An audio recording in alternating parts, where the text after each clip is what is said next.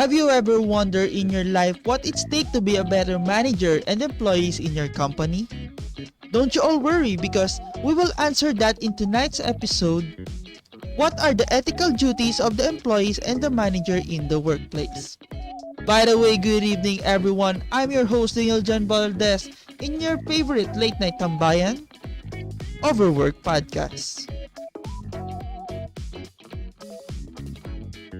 Good evening again everyone from the man with not so good voice but loves to interact with you. Johnnyjanceltv Valdez live at the heart of Laguna at exactly 12:36 in the evening.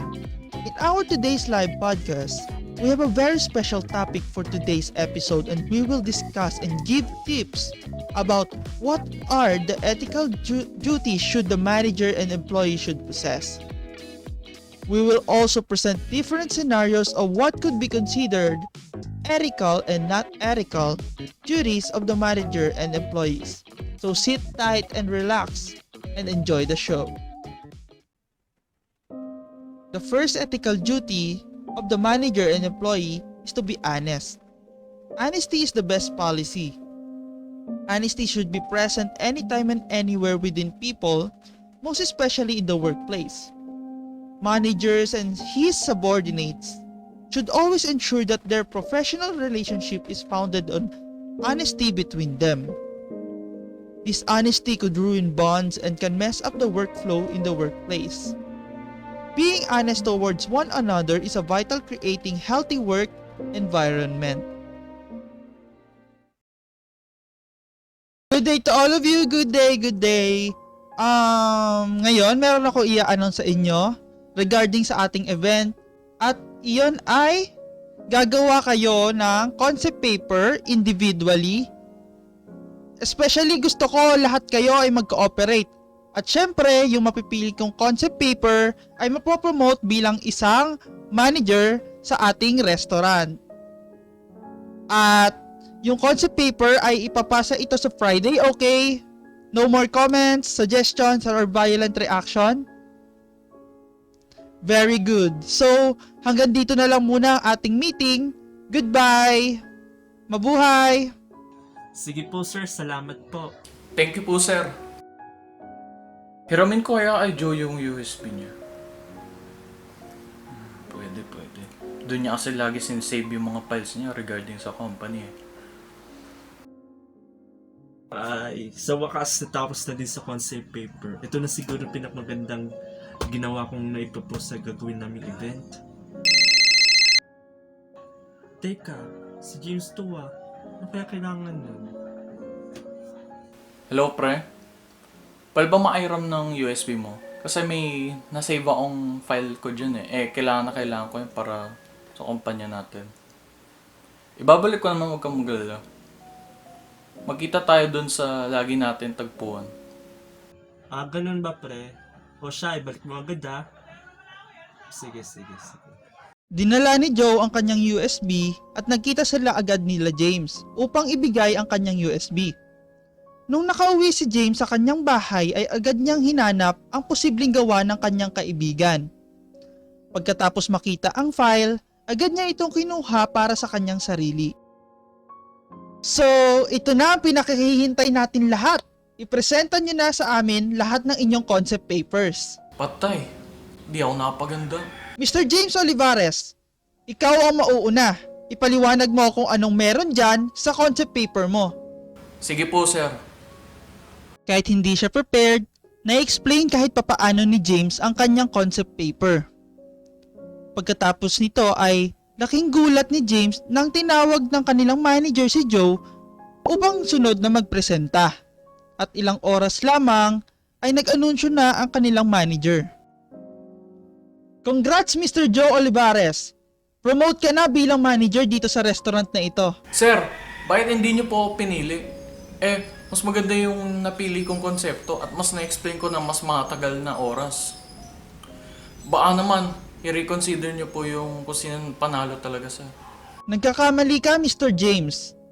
Dahil nakikita ko kung paano magpaliwanag si Sir Olivares at alam na alam niya ang kanyang konsepto. At halatang halata na kinopya mo ang gawa niya. At ang pangungopya ay lumalabag sa ating mga batas dito. At dahil dyan, ikaw ay fired na mula sa kumpanyang ito. Sir, wag! Please po.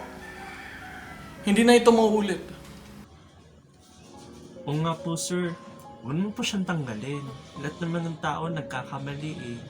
Kaya patawarin mo po siya sir. O sige, patatawarin kita pero aminin mo muna kung anong kasalanan mo. Pasensya na po, sir. At sa'yo din, Joe. Nandaya ako sa paggawa ng concept paper. Gusto ko lang kasi ma-promote agad bilang manager. Alam nyo guys, never makakatulong ang pandaraya sa pagkamit ng tagumpay. Apology accepted, ngunit maalala mo ito sana sa iyong record. Pinapatawad na kita pre. Dahil sincere ka. The second ethical duty of the manager and employee is to have integrity. Being a person with integrity means having a strong moral principles and uprightness and bringing those wherever you go and whoever you interact with. Integrity also encompasses the upright decisions, mental state and action that a person make which could affect others. In terms of ethical duties among managers and subordinates, integrity could mean possessing the trait of not leaking any confidential information, avoiding spreading gossips, and admitting to one's mistakes. As an employee, committing mistakes is inevitable, so it is better to admit it sooner, the better. Hello guys, may I ask, okay na ba yung files and documents for our deadline? Yes po sir, we fixed it na po. We already sent it to your email na po, sir. Very good. I will look into it na ha. Hello? Bakit naman ganito? Bakit mali-mali yung gawa ninyo?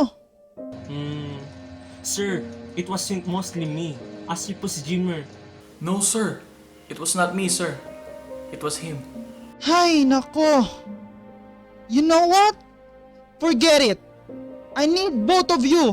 Work on this. Okay? Hello guys, may I ask, okay na ba yung files and documents for our deadline? Yes po sir, we fixed it na po. We already sent it to your email na po, sir. Very good. I will look into it na ha. Hello? Bakit naman ganito? Bakit mali-mali yung gawa ninyo? Sorry, sir. It's both our fault. Yes sir, I agree with what Jimmer said. Don't worry sir, we'll look into it na po. The third ethical duty that a manager and employee should possess is promise keeping and trustworthiness. They say promises are meant to be broken. That could happen sometimes, but people should also do their best to keep their promises to others in order to prove that they are trustworthy. As employees working in the same place, promises being made as colleagues are very significant for the company to thrive. Promising your coworker to take over their pending project due to valid reasons and not complying it just proves that you are not promise keeper. Therefore, you are not worthy of any trust. Hi, I will just ask some data and files about certain employees. Will you care give it to me, please? Why is that, sir? Nothing. There's just some information that I want you to help me with. If you do that, I will give you some incentives if you want. Oh, wow. Sure, sir. I will look into it as soon as possible. Hi, I will just ask some data and files about certain employees. Will you care give it to me, please? Why is that, sir? Nothing. There's just some information that I want you to help me with. If you do that, I will give you some incentives if you want. It's not possible, sir. No matter how big the incentive is. I promise to my contract and my duty to protect the employees from the malicious and other information breaches. So please, leave before I call the higher-ups, due to that request of yours. The fourth ethical duty that the manager and employee should possess is to be loyal. Dedicating oneself to the workplace can be a form of loyalty.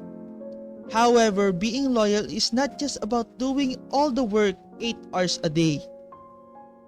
Being loyal should also root from within the hearts of employees. People who are loyal to the company are not only doing their job, but as well as keeping in mind to be a positive factor in the workplace.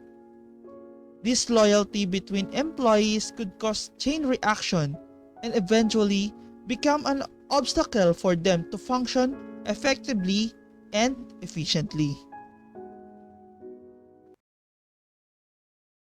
Kamusta naman sa mga works nyo, mga bro? Hay nako bro! Alam mo ba sa company namin napakadaming turnover. Paano ba naman walang benefits at napakadamot pa sa overtime? Nakakainis eh.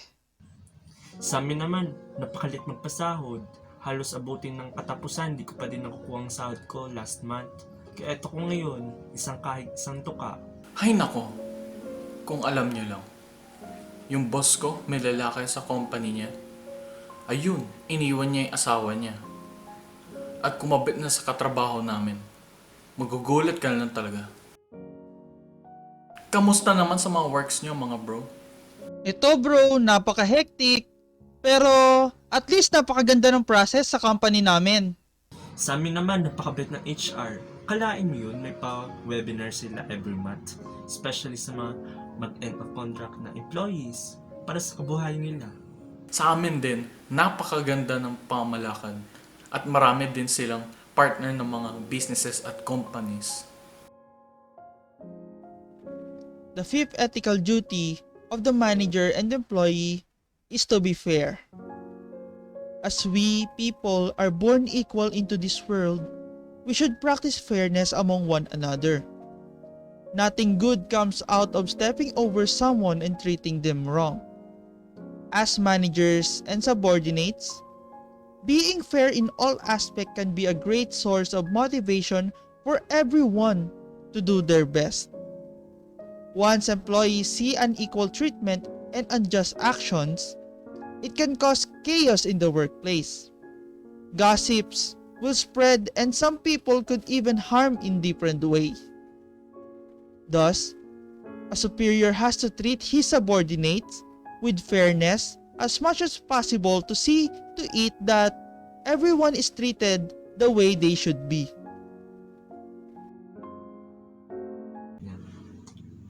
Man, the manager's not yet here. Yup, not yet. Kagulat no? Maraming beses na itong nangyari. Dapat, hindi na to sorpresa sa akin. If I'm being honest to you.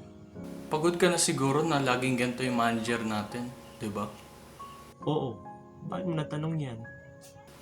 Pero, yung manager natin na laging late, abay, walang naharap na kinahinatnan mula sa mga pinaggagawa niya. Tingnan natin kung magugustuhan niya, kung matikman niya din yung lagi natin dinadanas. Wait, bawal yun na. Baka. Not when the boss has done it so many times na. O ano, kasama ka ba sa plano ko o hindi? Isn't that just being spiteful? Fine, I will. Sabihin mo na rin sa iba yung pakay natin. Sige. I'm very sorry guys, na-late na naman ako. Do you all have the agenda ready? After sharing it with their colleagues, everyone has come to an agreement and decided to just outright be late for the next upcoming meetings. Once the meeting came to pass, they actually arrived late as planned, which makes the manager worried towards his subordinate. Afterwards, the company's performance has been very low, resulting towards the company's failure. Bro, papasok ka na ba sa meeting natin virtually? Yes bro. Actually, nandun na si sir. Nag-join siya earlier. Wow! Naaga naman magtrabaho kung ganito lagi yung boss natin. Napaka-passionate para sa atin at sa trabaho mismo. Yes bro. Ikaw na may maging lead sa appointed time. Kaya tara na, mag-ayos ka na at mag-join na tayo as soon as possible. And as for the sixth ethical duty is to be concerned of others.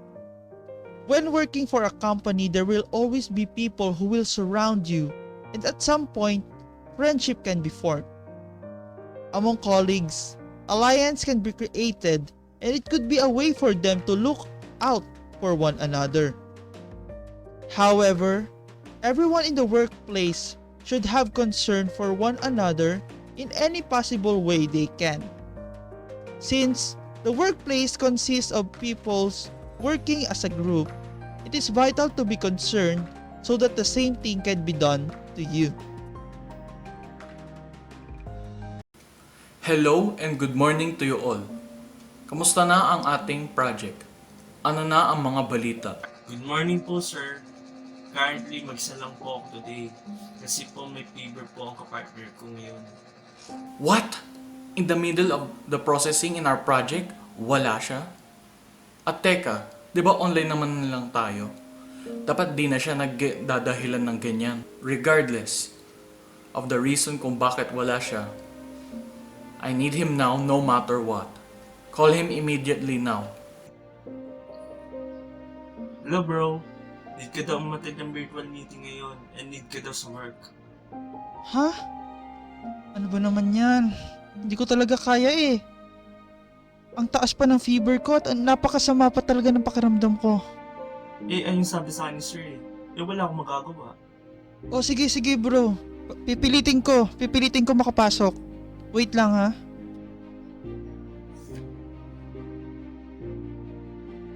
Hello po sir, nandito na po ako. Pasensya na po. Oh, buti naman nandito ka na. Ayoko ng kung ano-ano mga rason dyan, ha? Need ko na matapos ang work na ito no matter what. Hello at good morning sa inyong lahat. Kamusta naman ang project natin dyan? Ano na ang mga balita? Good morning po, sir. Currently, mag-isa lang po ako today. Kasi po may fever po ang kapartner ko ngayon. Ay, ganun ba?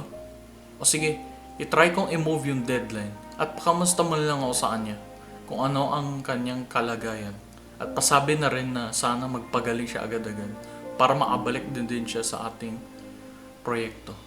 And by the way, please tell him na mag-report siya agad sa akin the moment na gumaling na siya agad-agad. And as for the seventh ethical duty, manager and employee should have respect for others. Regardless of the age, gender, appearance, race, and religion, everyone in this world deserves respect. Specifically in the work environment, managers are seen to be one of the higher ups, so they have to be shown respect. However, subordinates also deserve respect. This is just like fairness, which refers to the treating everyone equally. Just like the famous saying goes, respect begets respect. Ensuring that respect is present in the workplace can boost the employees to work even harder. It can also help in their mental health. Okay guys, mukhang okay na yung mga foods natin para sa company's event. Good job po, sir. Ito mga dishes natin. Menudo, hamonadong baboy, sinigang na baboy, at lechon. Sir, paano po ako? I'm a Muslim citizen kasi I'm not allowed to eat pork po. Sorry, pero ito ang mga napagdesisyonan ko. Final na ito. If you can't bear with it, edi, huwag ka na sumama. Alright guys, mukhang okay na tong mga foods natin for the upcoming company's event. At dahil may mga colleagues tayo ng mga Muslim, naisipan ko na i-reduce natin yung mga pork dishes sa ating menu. Good job po, sir. Thank you so much po sa pagkaalala sa amin, sir. No problem. Need natin irespeto ang isa't isa, regardless on our differences. Kaya't lahat tayo makakasama ha. And as for our last ethical duty is that the manager and employee should be law-abiding. Ignorance of the law excuses no one. Laws are there to guide people on what to do and not to do. In our society where laws are present, it is expected for people to act accordingly or else consequences could be faced. With regards to the ethical duties of the managers and subordinates, every employee should follow the law in all aspects. Law like the Data Privacy Act and Republic Act 7877, which means anti-sexual harassment, are there to protect everyone while working. Everyone, even the higher-ups, has to become law-abiding citizen, most especially inside the workplace. Hello, Mr. Florendo. Hi sir, how are you po? I'm fine. What are you doing right now? Here sir, I'm just laying down in my bed po. What are you wearing right now? Just in my pajamas po. May I see? Why sir? Nothing. I just want to see.